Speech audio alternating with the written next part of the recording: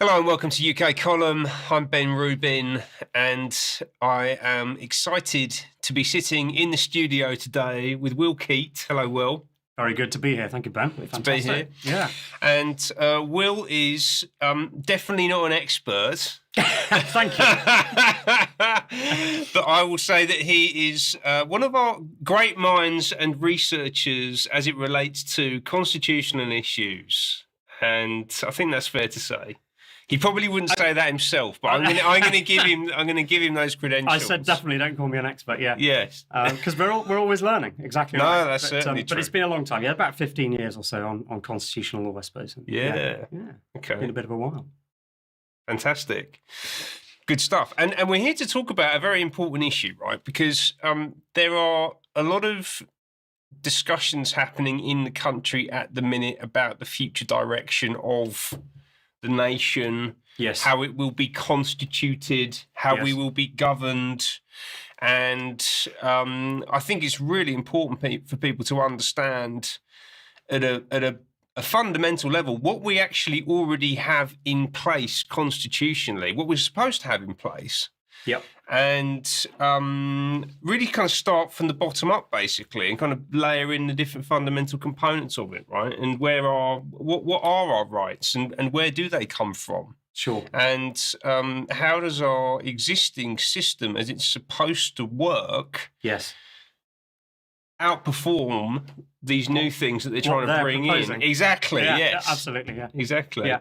So where do our rights come from, Will? So our rights come from the natural order, from nature, and that's a tricky one for people straight away. Well, what do you mean by that? So what I mean by that is that you can very well, not quickly, because it's not an easy study. You can do some things and recognize some things quite quickly.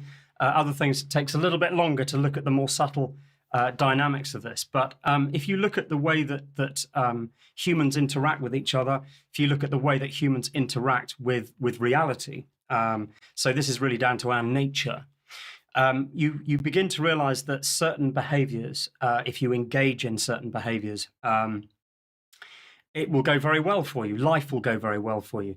The natural order and reality will prop you up and assist you in your living, and things will go well. Right. If you engage in certain other behaviors, things are going to go very badly wrong, and you'll get disharmony and chaos, and will manifest in your life. And that will happen both individually, but it will also happen in the collective, in the aggregate as well. Okay. And those laws and those dynamics of the universe, you could say, are inherent.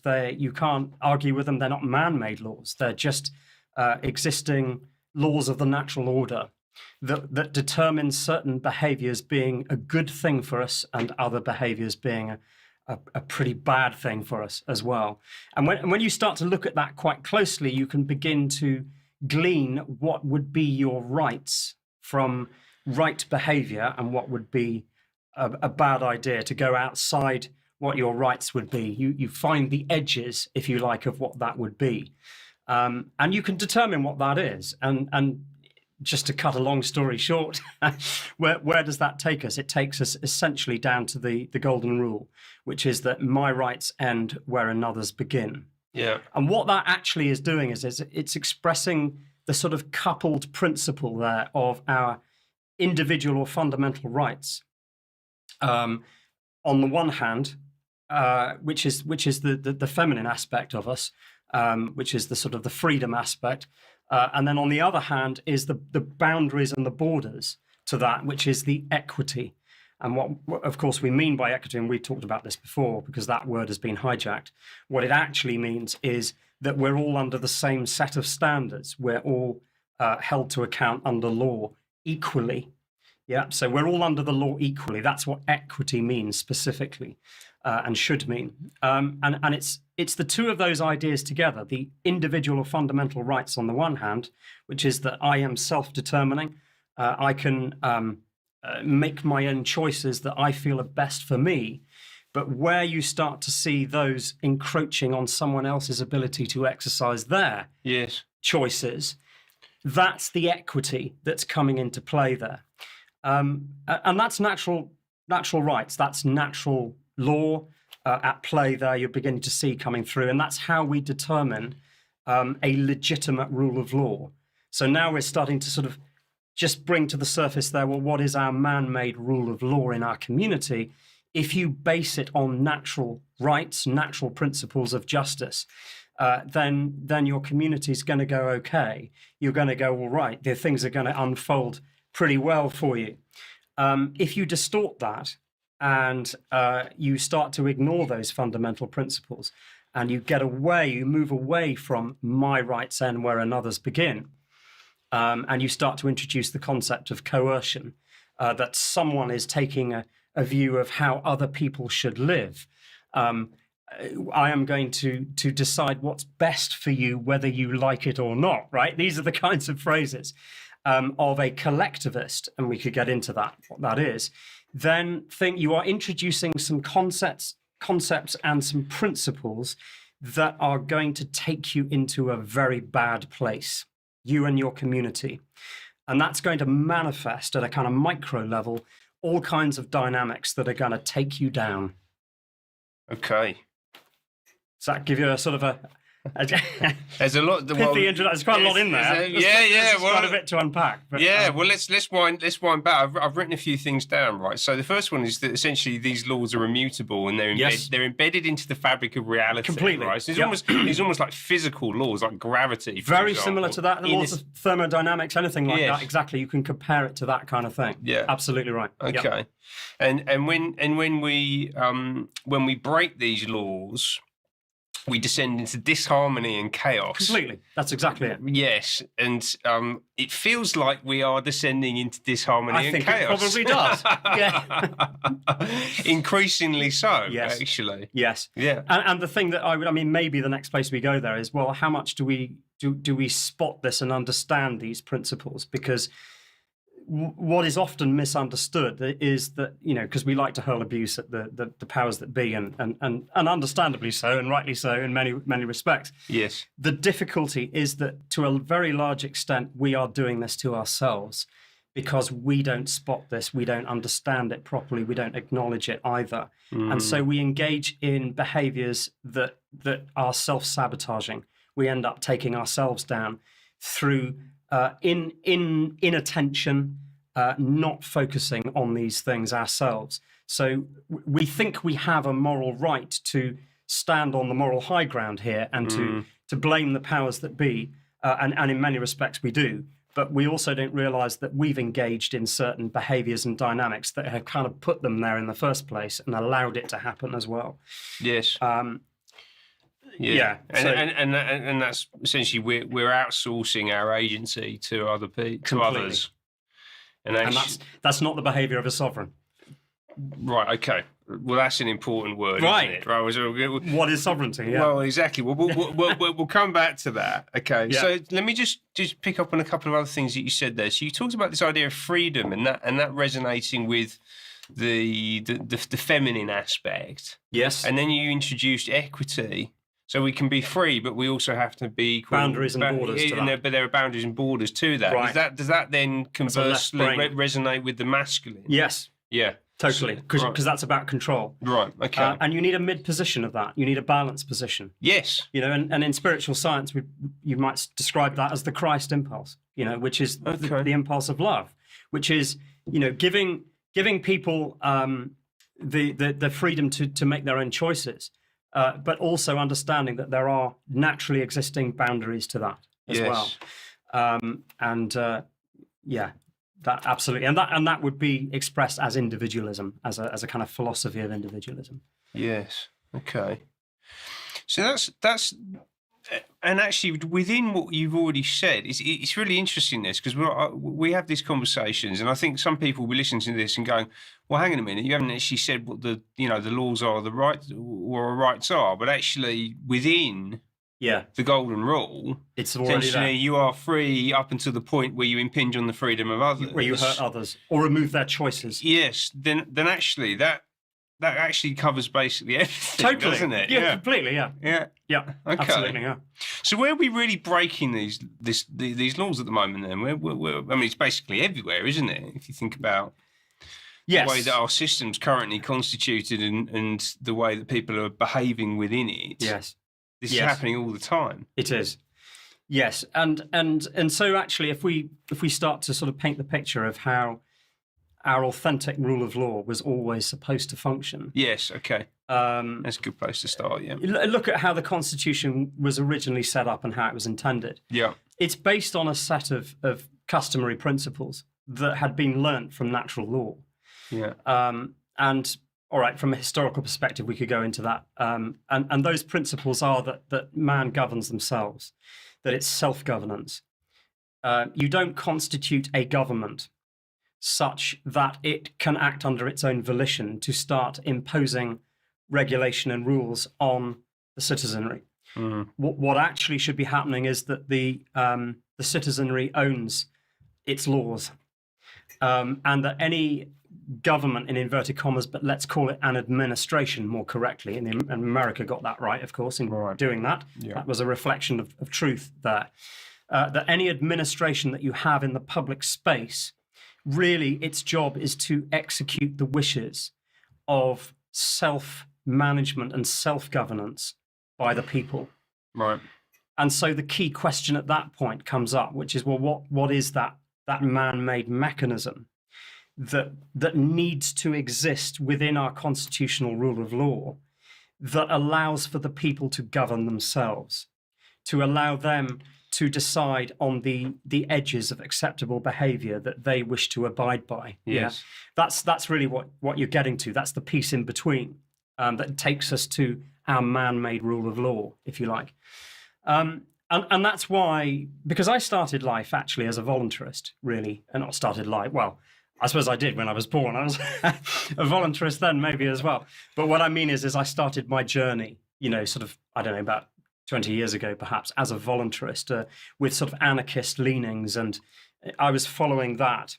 And then I started to look at the English constitutional law, and I was seeing all kinds of contradictions and all kinds of cyclic arguments in the way that the English constitution is described and expressed. And I thought there's something not right here, because it doesn't fit these principles of voluntarism, this idea that we should be self-determining, that we should be self-governing. And then I started to peel more and more layers back, and I realized that actually what was happening was that the English constitutional law was being expressed incorrectly, and that you have to pull enough of those layers back to get to the authentic English constitution as it was supposed to function. And if you keep going back through those layers, what you ultimately end up with is a framework or a rule of law that essentially places trial by jury at its center. Yes. And trial by jury, but this is the key, with the key feature of jury independence, which is that the jury gets to decide justice independently of any man-made laws that are created through a legislature. And so you decide on the justice independently of that, meaning my conscious decision as a juror, according to my conscience, is not bound by the legislation that brought the defendant into court in the first place. Yes. And that is the paramount feature of your constitution. Because if you don't put that front and center as the central pillar of your constitution, you don't actually have self-governance. You don't have a mechanism by which the people can govern themselves. Right. It's missing. Right. And this most famously was codified in Magna Carta, right? So if you go and read Magna Carta, again, similarly to what I was just saying a moment ago, I only read it for the first time recently. Sure. And I was kind of going... Pretty weird bits in it as well. Oh, yeah, of course, yeah. Well, it's, what do they say? The past is a foreign country. They do things differently there, right? So a lot of it doesn't quite add up with our... Because a lot of it was about local and current time. Yeah, exactly. Yeah. But and then the sort of pointy bits, as it relates to what we're talking about here, they're actually quite sparse. So it's like, well, you have a jury trial.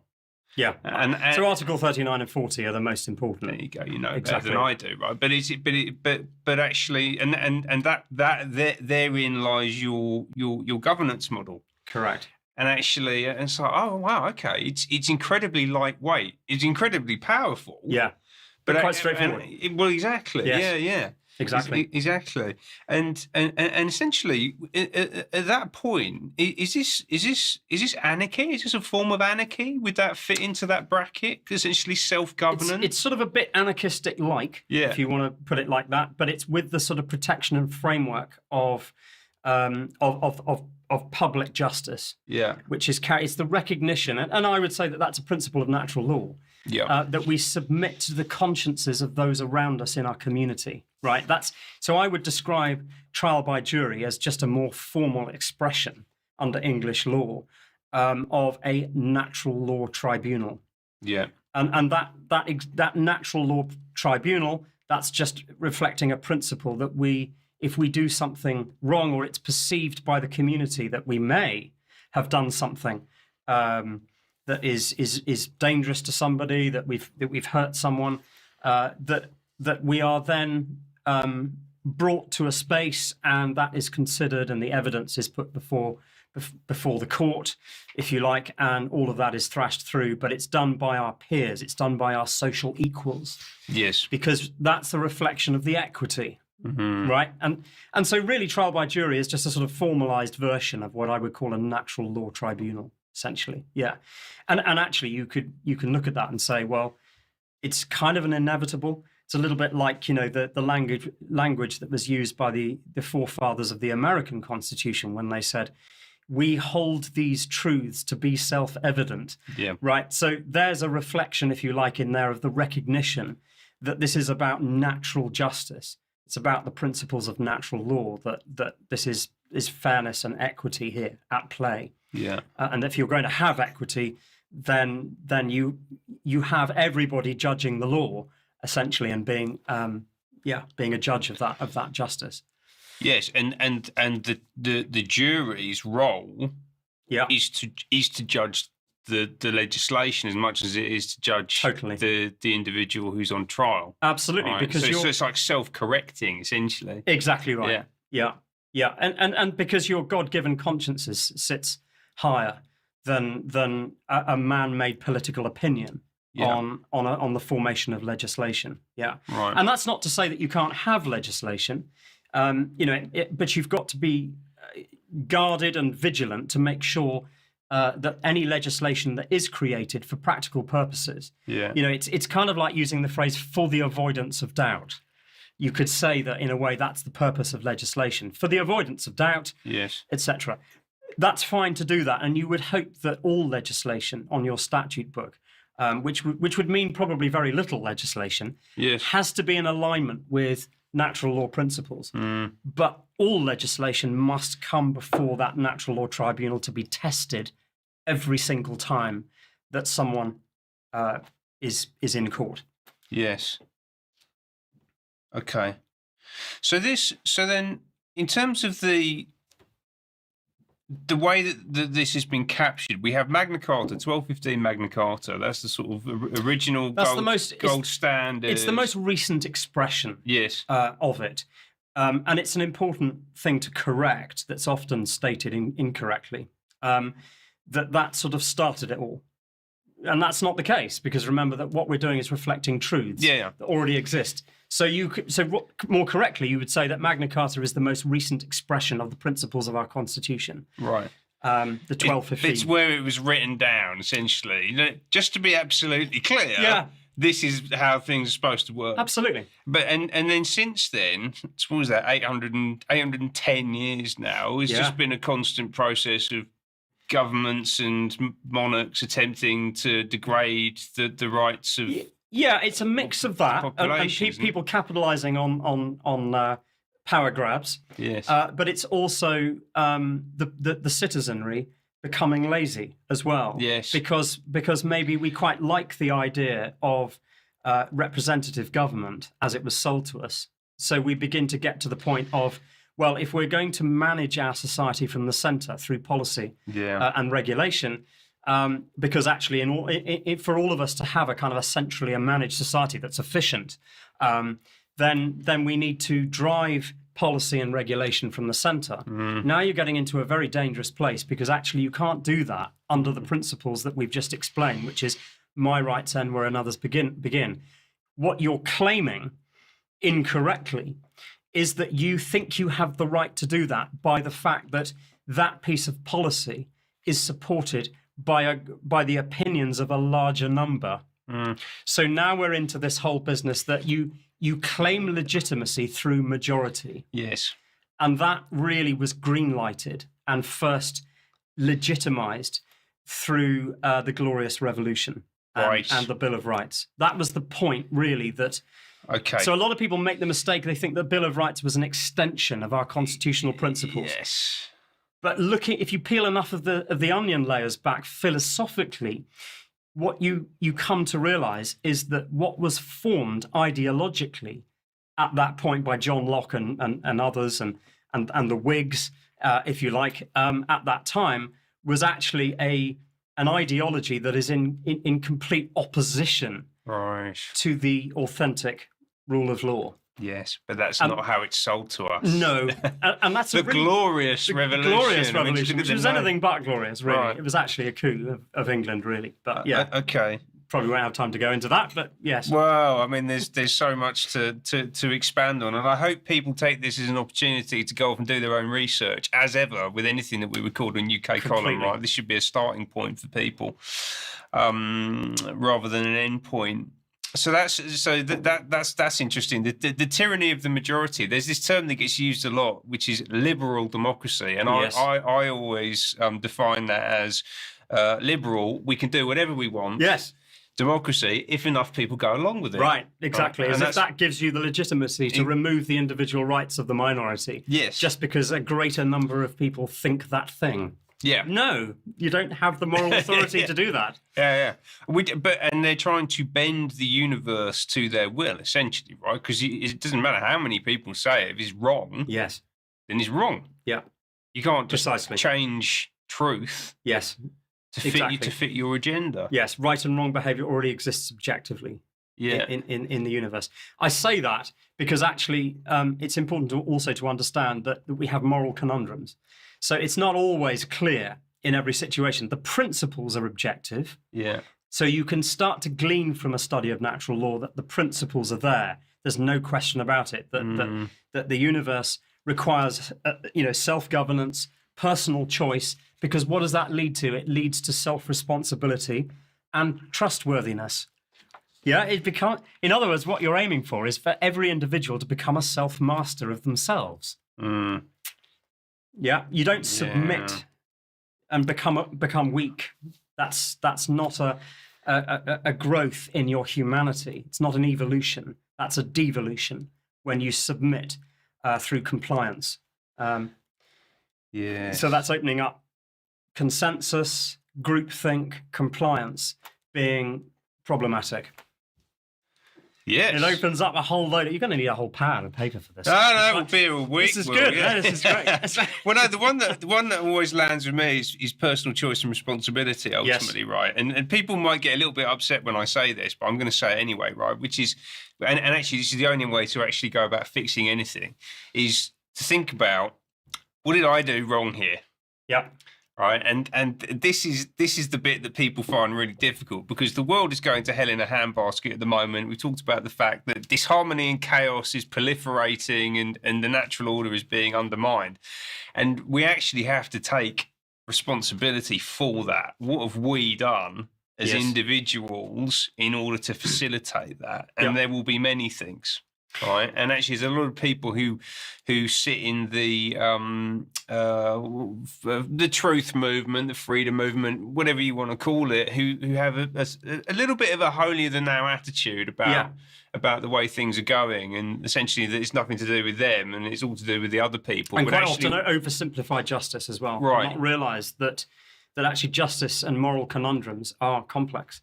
And there's nuance that's required in these things, So you get a lot of people in the freedom movement say, all these people must go to prison, and that's where we get sort of positions where where we've got some members of sort of freedom movement circles, if you like, calling for the death penalty. Well, to be doing that at a time when your government is becoming more tyrannical is really a very stupid thing to be doing, I would say. But anyway. So. Yeah, be careful what you wish for. Right. Yeah. Exactly. I mean, one should say perhaps at this point that just to sort of explore that a little bit more, is that when you lose track of your grounding ideology and your principles, and you start to take on belief systems that fly in the face of truth, and that society does it broadly without noticing it, without spotting it, what you end up taking on as beliefs is things that will generate unintended consequences. Yeah. And actually, that's what we're seeing now in the size of the state. So the size of the state is now collapsing under its own weight of complexity, yes. I would argue, yes. through the production of too much regulation and legislation. Yes. And that's the issue. And so what quite often we see as crimes of the state against us isn't necessarily like, it's people out to get you because they all know. It's not that. It's quite often the unfolding subtle dynamics of the fact that we've already outsourced and that people in government have huge pressures and expectations on them to legislate because we've outsourced it. Yeah.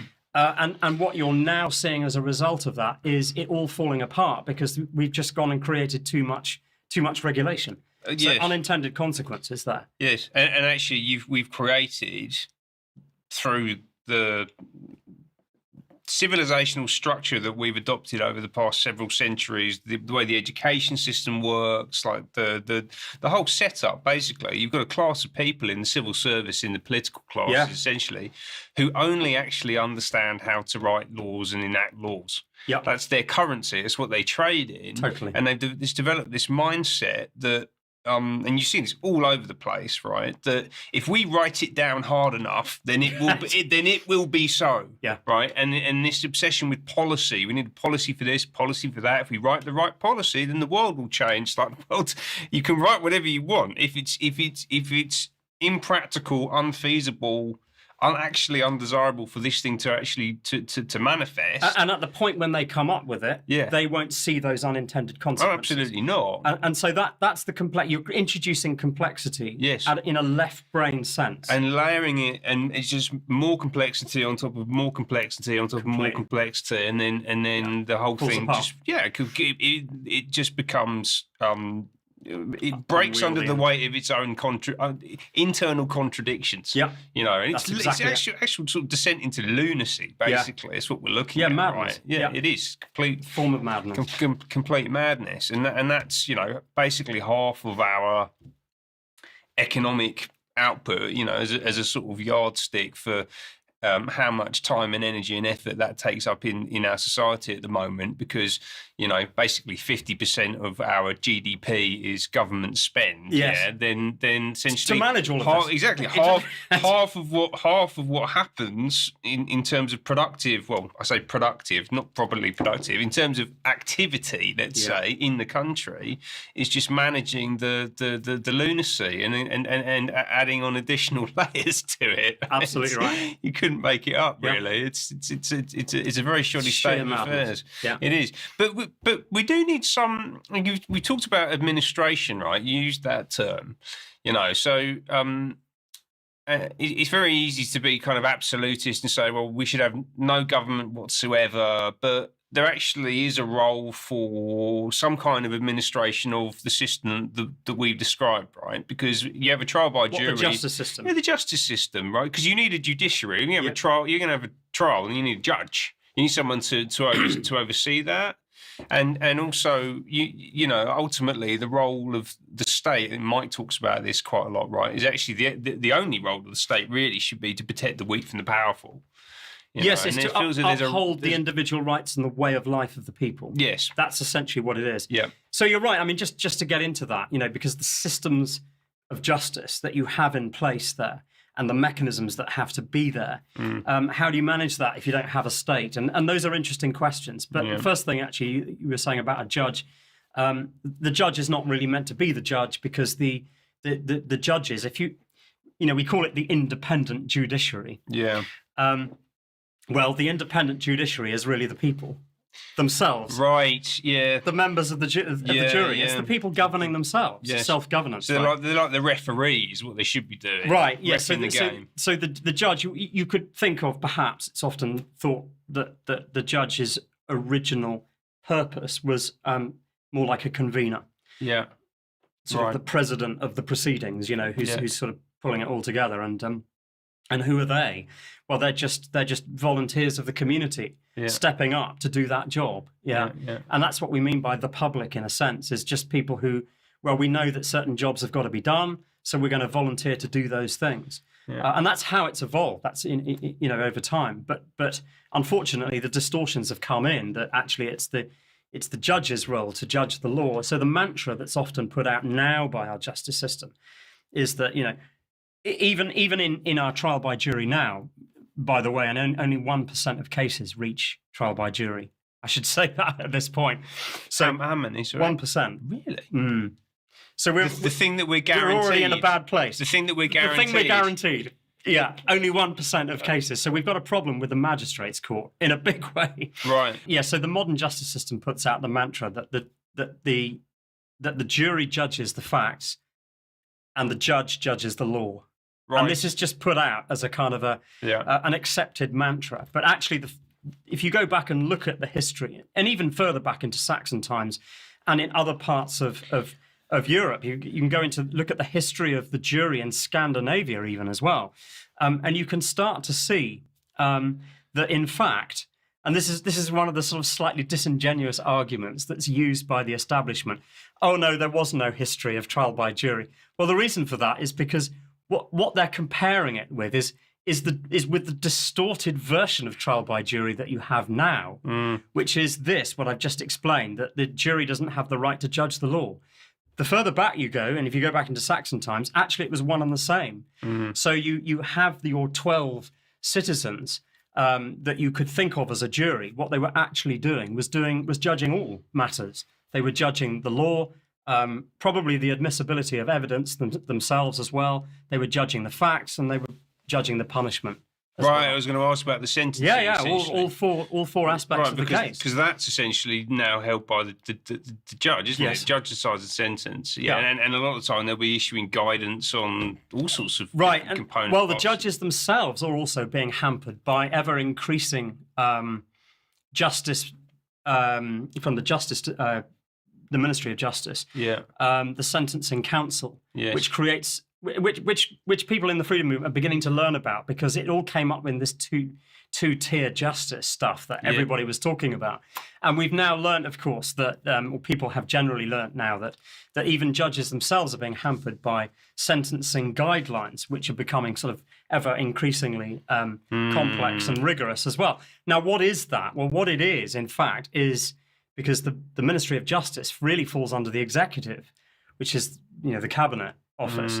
And so what's happening there is that you've got a kind of a form of legislating for how judges now see justice. And it's so you've got these kind of complex and yet at the same time we're pretending that we have separation of powers in the three branches of government, which frankly I see as a PR exercise and nothing more. The whole three branches of government is, for me, just a smoke and mirrors exercise. Quite. Actually, because they still have those connections all over the place between in the big broad machinery of government. Yeah. You've got, I think Mike was saying that you've got this whole business of the cabinet office, effectively, or the executive in the form of the prime minister and his cabinet sitting in the legislature anyway. Yeah. And the top of the legislature was a court. Well, it's all a court actually. And in, was it 2005, you've got the breaking off of the appellate committee of the upper house is now the Supreme Court. Right. Whereas actually, really, all of this is meant to be joined up thinking under the king. Yes. And let's stop pretending otherwise, right? And you've got things like the king's prerogative powers being borrowed by the prime minister. It's just madness. Right. It's all just smoke and mirrors. I think. Yes. So, yeah. They're playing games. Yeah. And this has been going on for quite some time. So basically, because you just talked about the Glorious Revolution, when was that? 16. So 1688-9. 1688. That was all happening, and the it was sort of the framing of James II as a bad king, when in fact, actually, if you take a closer look, I'm sure he didn't do everything right, but if you take a closer look at what James II was doing, he was very concerned about civil rights. He was concerned about these issues. Yeah. He was actually quite a good king if you look at his actions and what was really going on. And actually, what came in at the Glorious Revolution was a sort of, through a kind of load of silent conventions, was this elevation of Parliament.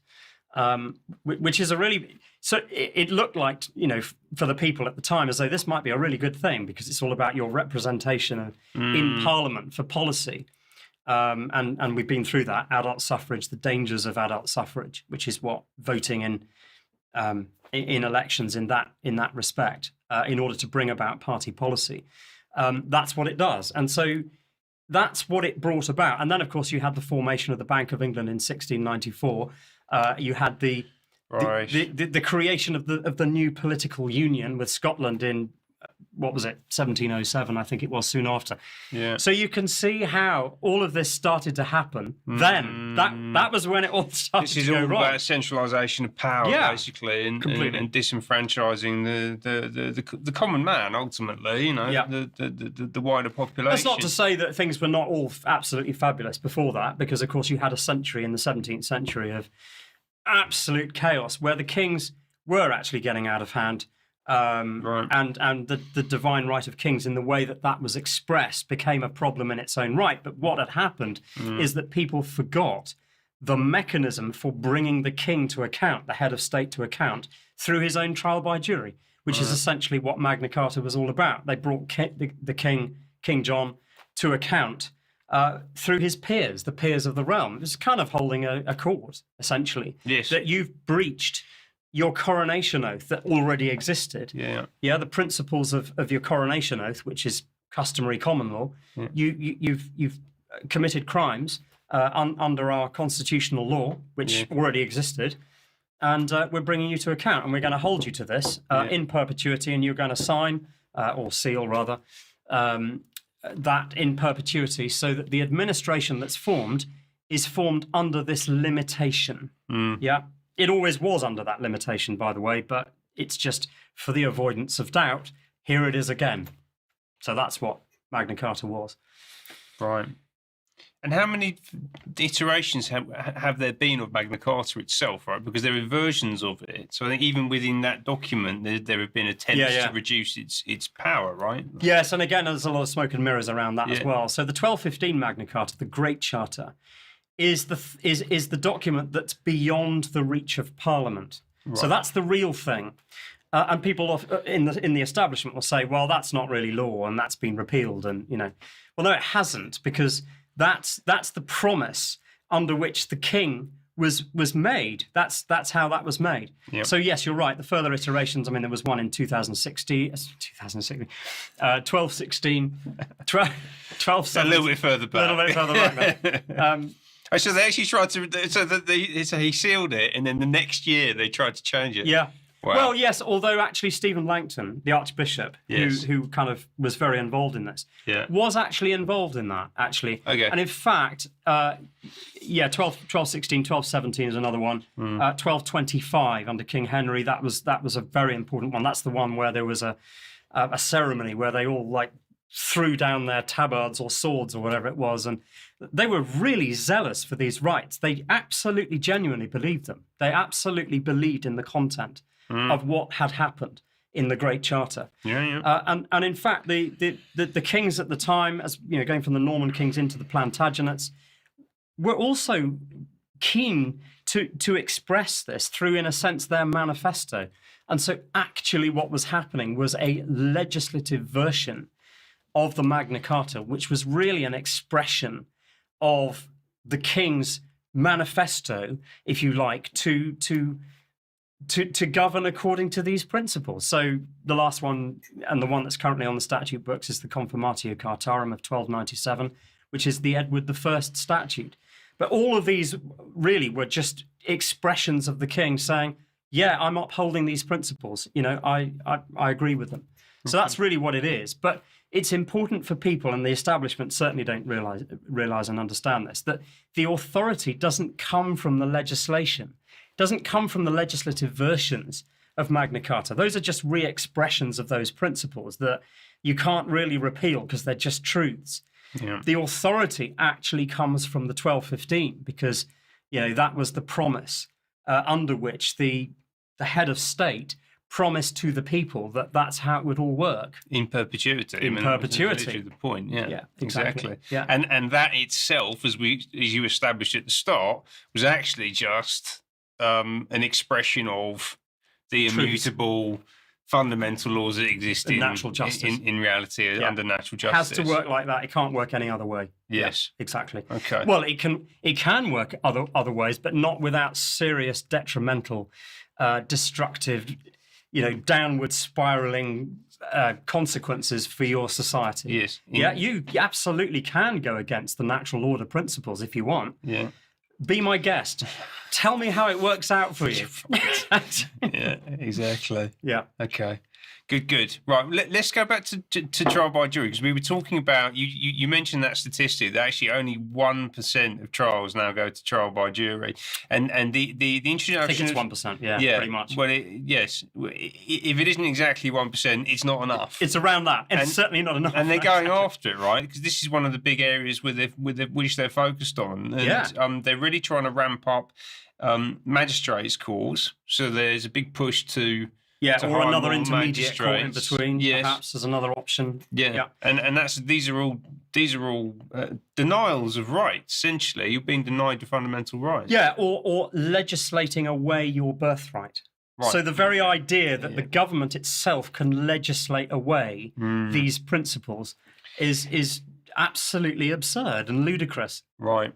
And the thing is that broadly speaking, certainly the mainstream part of society isn't saying anything about it because they don't understand it. But I would say actually that broadly the awake communities to the sort of conspiratorial nature of our society, they're not really focusing on it either. And I would say that this is a cause. In fact, most of the issues that we are dealing with can be kind of solved by just getting your governance back in place, by calling for jury independence as a concept and calling them out under this and saying, actually, you don't understand how the rule of law is supposed to operate.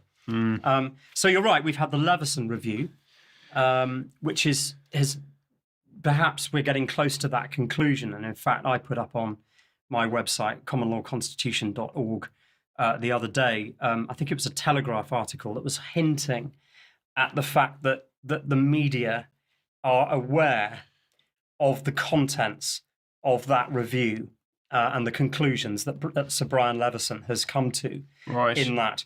And yet again, the now the Investigatory Powers Commissioner, I think he is, isn't he? I can't remember the exact title. Yeah, I can't remember. Yeah, very powerful man. Extraordinarily powerful and influential. Yeah, absolutely. Okay, so there are things emanating from the conclusions, are there? I think so. I think beginning to come out. We're beginning to see possible hints and clues as to what might be happening. And what are the suggestions? Well, we'll have to provide a link to this. People can go and have a look at that. I'll dig it out, have a look, and it's a couple of weeks ago. I think it was an article in the Telegraph. Okay. But yeah, it's the potential threat of further limiting a trial by jury. Right. And we're already in a bad place with it, but what I'm seeing is not enough people jumping up and down about this causal factor. Yeah. And they're being distracted by, yes, important things and other things, understandably, but actually if you get distracted by the effects at the expense of dealing with your governance, self-governance of the nation and that concept, yes, then in a sense, through inattention and inaction, you're further taking yourself down. Every day, every hour that goes by that you're not talking about these issues that we're talking about now, partly to re-educate yourself so that you become clearer on it as well. Every hour and day and week that goes by that we're not talking about this, you're actually contributing to that destruction. That is self-destructive I would say. I would agree. Yes, I mean this because it is the clues in the name. It's constitutional. It's the constitution, the makeup of the society that we are in, and how it operates. We should be absolutely passionate about this. Yeah, stuff, absolutely, absolutely. And they were back in the day. As I've said to you on a discussion we had before. How the community in Norman times were absolutely zealous for their rights. That was the word that often comes out in writings, that you see that written, zealous. I wrote zealous down on here. Right, yeah. Well, we're not now. No, people are totally apathetic, and people don't feel like they have any kind of capacity to do anything, really. It's quite odd, Well, we've let things go so far that it's now become very complicated to know what is best to do. Yeah. And it's understandable, and I get that. But the first thing you've got to do is educate yourself on this stuff. Become clear on where do your rights come from? What are the limits of government, actually? And why? And where do they think they get their power from, or purport to get their power from and their right? This is all to do with jurisprudence and the philosophy of law, and it's important to get into it and to understand it. Well, let's dig into that then. So where do they think they get their rights from? Is it just through the compliance of people going along with the proclamations that these people are making? Is that where they get their power from? Well, they give themselves that power through that false belief. Yes. That they think that they have the right to do it because they are doing good for society. Right. So it's these phrases like "for the greater good." Right. So we're starting to get into what we were talking about, sort of communitarianism and this this idea that this collectivist impulse that I am going to decide what's best for you whether you like it or not. Yeah. That's the expression. That's the impulse behind it. Yes. And I have the right to do that because my ideas and my grand ideas for how society needs to be fixed gives me the right to just go ahead and do it. Yeah, because the collectivist. Because I'm kinder and more empathetic than you. That's basically. There's a gaslight there, isn't there? There's a gaslight. There's a total lack of self-awareness with a lot of people Completely. As well. Yeah. And an enormous amount of arrogance you find with the sort of collectivist viewpoint that. Because they supposedly want the best for everybody, then that gives them the right to impose their will. Yeah. And actually, that's not the case at all. Yeah. Who's going to protect us from you? Yeah. Right. Yeah, and we need to. I mean, the sort of line that you want to watch out for. This is kind of like a red flag in people's conversation when people say we need to do this. Right? We need to. If you hear sentences like that. Yeah. That's a danger point because that's a collectivist impulse, right? Oh, we need to do this. Right, who are you including in the we there? Yeah. Yeah, that's not individualist. That's not a philosophy of minding your own business and leaving people to their own choices. Yeah. And there are two caveats to that, by the way, minding your own business. It's we must call out wrongdoing where we see it. Yes. And also we, at a spiritual level, at least, yes. There is the matter of charity. Which is that we don't want to formulate a selfish society here. Yeah. But on the other hand, nor can you force somebody to be kind. Through legislation... It's not kindness. It's not kindness at that point. Yes. Exactly. We're sort of kidding ourselves that we live in a civilized society because we're really kind to the less fortunate, Well, actually, you're not kind. It's just that someone will kick down your door if you don't pay those taxes that are being forced out of you through coercion. Well, exactly. It's all under threat of violence. Anything the state does is under threat of violence. Ultimately, yeah. So it's interesting. You were talking to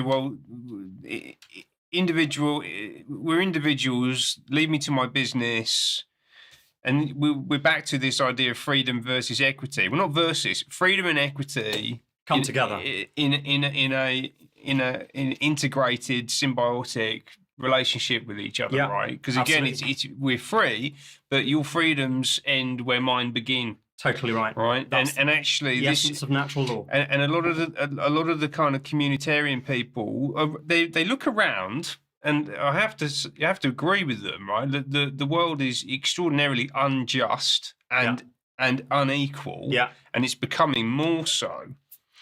But because there are too many people who are exercising too much freedom to the detriment of everybody else, what they're ignoring is the other side of that equation ultimately, yes. right? Which is that we are all equal under the law. Yeah, and it's not their job to fix it.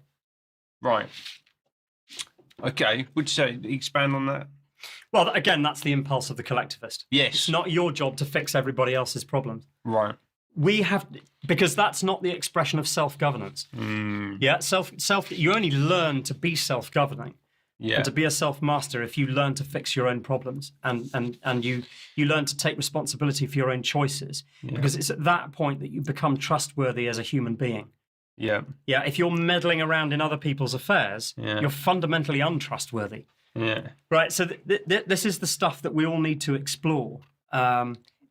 Very interesting, because these collectivist ideas, they are particularly coalescing around the people who are talking about, first of all, literally rewriting the Constitution, right? So you've got Gordon Brown at the moment, was never elected as Prime Minister. He was an MP. He lost the general election. Oh, of course. David Cameron came in. He didn't actually win didn't win a general election. Yeah. And he's now on the trustee board of the Rockefeller Foundation, and he's leading this big program to rewrite the British Constitution, change the structure of the upper house, literally. Which is their dream. That's what they want to do. They want to remove these principles of national sovereignty and constitutionalism. Yes. That's what they want to get rid of. Yeah. That's what they are terrified of more than anything, is the principles of individual rights, national constitutionalism. Yeah. That's what they're wanting to remove more than anything. Yeah. Which is our defence against tyranny. Yes. Right. It always was, and it embodies and frames those fundamental principles of the natural order. Yeah, because otherwise you're into a world which is, what we were talking about earlier, this sort of liberal democratic world where we can do anything we want if enough people go along with it. Yes. Right, and that would just wreak absolute havoc with the people who don't want to go along with it. Yeah, because actually you might be incorrect, or it doesn't meet up with my values. Unintended consequences. Exactly. Yeah, and those people they're coalescing around this collectivist worldview. They want to completely transform, basically scrap and rewrite the Constitution. Yeah, you said rewiring the kind of framework of our the way we live. I think you used was a phrase. Maybe I can't remember. No, they are. They're rewiring it, and they're going after trial by jury. Yep. They want to dial up the magistrates. They're also really pushing on what they call diversity in the magistrates' courts, which does begin to throw into question this idea of being judged by peers, because actually peers means fellow citizens, right? Yes. But if you've got people who are that would be their argument, that the magistrates' court that would be their argument for justifying the magistrates' court. Yeah, is that the magistrates are our peers. Yes. But if you've got people who are sitting in the magistrate's chair who are from completely different cultures, then you're not being judged by your peers. Yeah, and they're kind of professionalised because they're used. They're not paid, which is quite important to make that point. Yeah, and also actually it's important to understand in the magistrates' court as well is that it's not just magistrates. So quite often they'll swap out a magistrate for a judge. Yeah. Who is state paid, and so. It's not our jury. It's not a jury. And it absolutely is not our jury. And what they're really pushing towards is to run all this stuff algorithmically using AI. Yes. That's what the end point, because they don't want to, basically it's all about efficiency. You don't want to pay for anything, right? Yeah. So you'll get something that we call justice, but actually it's not justice. It's the lowest possible level of algorithmically applied legislation, compliance with arbitrary legislation that you can possibly and the justification of that, of course, is that we've got 70,000 case backlog in the Crown Court, which I would argue has been created through a perfect storm of underfunding of the justice system. Yeah, but they've done it deliberately. Creative destruction, creative I think, destruction is what they call it. Yeah, I mean, I put a video out. Oh just no, before... it's all broken. We've got to fix it. Exactly. But you broke. We will ignore the fact that we broke it. Exactly. Yeah, and those in the justice system actually are frustrated by that too. I mean, the lawyers know this. The judges know that. I mean, you've got a problem with the physical state of courts as well. I mean, lawyers know this, that when they go into court, there are kind of bowls out to catch the drips from the ceiling. This kind of stuff is going on. Yeah. You've got chaos from the what is it called, the prisoner escort system, which is the system for bringing prisoners to the court system, and then quite often you get cases being because they didn't turn up. The prisoner wasn't, so you've got to delay a case. So you've got these massive inefficiencies going on. And those in the justice system are massively frustrated by that too, but they're not seeing that problem. And if you go back further than that, of course, why have we got this massive case backlog? It's because you've gone and created a legislative landscape through complexity that is so huge that that's why it exists in the first place. Yeah, exactly. Okay, fascinating. Let's just finish up. With I want to show you this, which is and I'll hold this up to the camera and we'll put it up on screen as well as we're talking through it. But this is from Makespace Oxford. So you did a segment on this. Yeah, I did a segment on this on the news, right? Because basically what they did, and people need to understand that the British government is actually right now building a parallel system that is based on a completely different constitution. And they have opened it up. They call it the dark matter, right? So it's all this stuff down here. So they call root problems. Root problems include things like private ownership. Yeah. That's a root problem, apparently. And this idea of separation, basically it's individualism. Individualism. Right. They see that as a problem. They're saying that as, yeah. And what you're saying, and what our constitution says, is that we are and have to be individuals. We have to be individuals, not in a selfish expression. Yeah. But as individuals, we come to understand that we have to manage ourselves responsibly so as not to tread on other people. Yes. So it's fundamentally not selfish. Yeah. And when we want to engage with others, we do so as under a voluntary action. We want to come together as a group of other people, with other individuals, because we wish to do that, not because we're told we have to, or not because we're put in a category, or because we're it's all based on the voluntarism. That's what it's all about. Yeah. So I mean, freedom of expression is probably going to be another one there. Freedom of ideas, freedom. All of this, all of the things that are expressions of individualism are probably under the root problems there. Yes, they are. Yeah, and private ownership, private ownership, and they talk about this imperialist mindset and extractivist mindset. And I'm certainly not extractivist, and I'm certainly not an imperialist. I'm not entirely sure what they mean by that, but I think it's basically Western society, Western civilization, the evils of Western society has been presented as universally evil. But actually, a lot of the bad stuff that's happened, and there are plenty of bad things that our societies have done both at home and abroad over centuries, the vast majority of that is being driven by the people who are deliberately trying to degrade our constitutional rights. Completely, yeah. So actually, the things that are being identified, the things that are potentially I could understand as being legitimate problems, are actually have been put there by the people who are trying to do the things that we've just been talking about. Yeah. Quite frankly, and then also, one thing that I think is really crucial for people who might veer towards the kind of collectivist worldview to appreciate is that the collective is made up of individuals. Yes. Right? And that's what collectivism misses out. When people talk about, you got to think about the collective. Yeah, we should clarify that. But it's made, the collective is, the base unit of the collective is the individual. Who are there voluntarily. Yes. That's the key. Yes. Yeah. Collectivism is where you're seen or identified as a group. Yeah. And whether you like it or not. and you're given rights or have rights taken away on the basis of an identity. So we get into group identity. We get into, Jordan Peterson talks about group identity. That's a modernist concept, postmodern concept, really.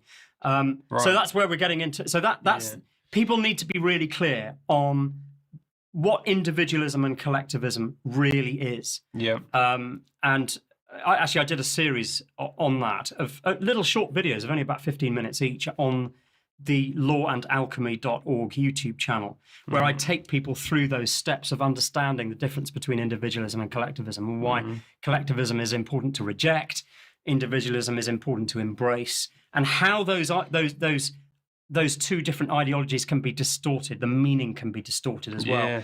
And individualism, often people wrongly say, oh, that's just a selfish ideology. But as we've said, it isn't, because in individuals, it's not about not forming collectives. It's about doing that as individuals voluntarily. Definitely. Okay, fascinating. So look, just to wrap up, what can we do to help reestablish these immutable, inalienable rights, principles in our daily lives around us now? We need to be creating a lot of buzz and activity about these subjects. It's really educational to start with. And a lot of people will go, oh, well, we haven't got time for that kind of stuff. I don't care. You don't have a choice. The universe will not give you that choice, I'm afraid. Because actually, if you don't deal with this at the root cause, you have to educate yourself and become absolutely clear on natural law, objective morality, understanding through logic and reason the difference between those two ideologies, individualism and collectivism, and how that community that is not based on the principles that are baked into the natural order, you're going to take your society down that way. And it will keep going down until you learn it. It's as simple as that. So it's education. It's educating others when you've got clear on it in the social media space, causing people to question those ideas, to reflect on those ideas, putting awkward and difficult questions before them that cause them to reflect on these kind of incorrect belief systems that have come about. We're going to have to do that. It probably wouldn't take as long as we think it would if huge numbers started to do this and we created that buzz and that activity in the social media space. But we've got to do it. We've got to become familiar with this. Okay. There's a job for us to do there.